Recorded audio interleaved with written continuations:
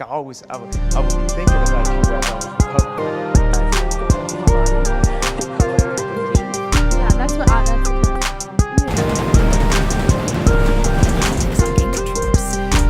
Here, there's app library and widgets on your home screen.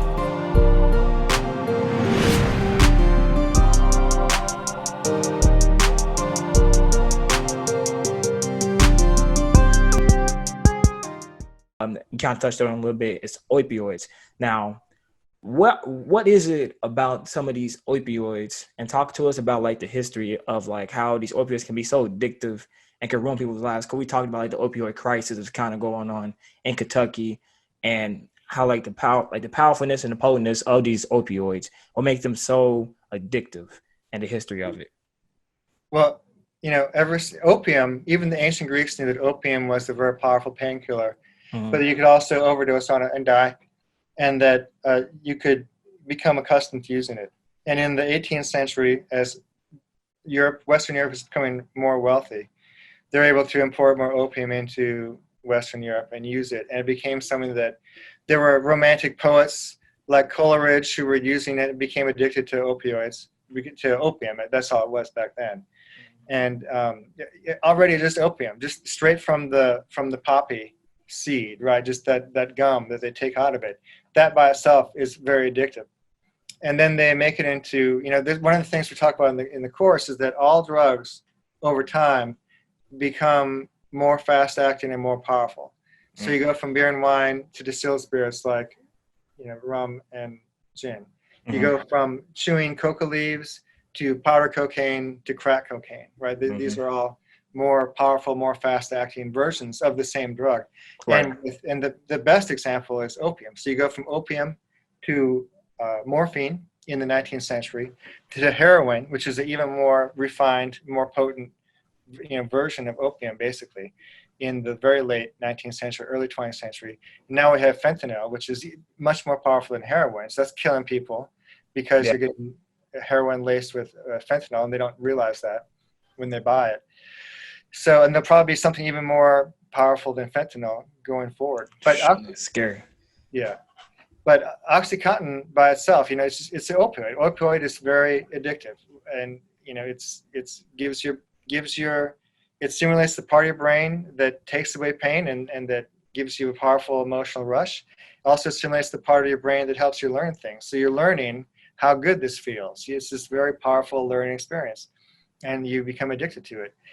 And so it's, once you have OxyContin out there in society, and of course you have the Sackler company, the Sackler family, who owned, I think it was Purdue Pharma, who was creating OxyContin and selling that. They're out there selling it and trying to force it on people's, small towns, going into places like Eastern Kentucky, rural Ohio, West Virginia, and they don't care what people use it for. They just want to sell it. And so they're giving the pharmacists and physicians more and more incentive to prescribe it and to sell this stuff. Now, why rural areas? Why do we see opioid use so strong and heavily used in rural areas? Do you know? That's a really good question. I'm not sure we do know. The first thing that went to rural, most of these things like we talk about, they appear in cities first. Heroin was a problem mostly in New York City. And it wasn't until the 1960s and 70s that heroin really became something you could get anywhere in the United States. And it's not just New York or people who had access to New York City. And so, why? So cities are the place where you can get, most all of this stuff. Maybe Right. marijuana in the American Southwest and the countryside, but cities are the places where drugs come from most of the time. And that's where they get used most of the time, disproportionately.